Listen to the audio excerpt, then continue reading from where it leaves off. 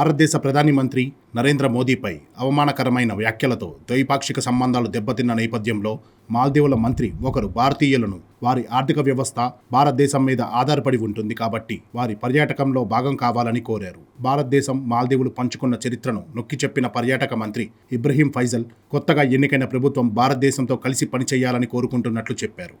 మాల్దీవుల మంత్రి మాట్లాడుతూ, మాకు ఒక చరిత్ర ఉంది. కొత్తగా ఎన్నికైన మా ప్రభుత్వం కూడా భారతదేశంతో కలిసి పనిచేయాలని కోరుకుంటోంది.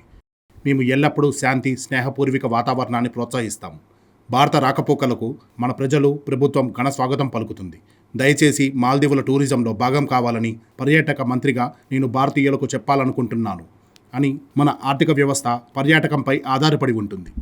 తన ఎక్స్ హ్యాండిల్లో లక్షద్వీప్ దీవుల ఫోటోలను పోస్టు చేసిన తర్వాత ముగ్గురు మాల్దీవుల అధికారులు భారతదేశ ప్రధాని నరేంద్ర మోదీపై అవమానకరమైన వ్యాఖ్యలు చేయడంతో వందలాది మంది భారతీయులు మాల్దీవులను సందర్శించే ప్రణాళికలను విరమించుకున్నారు.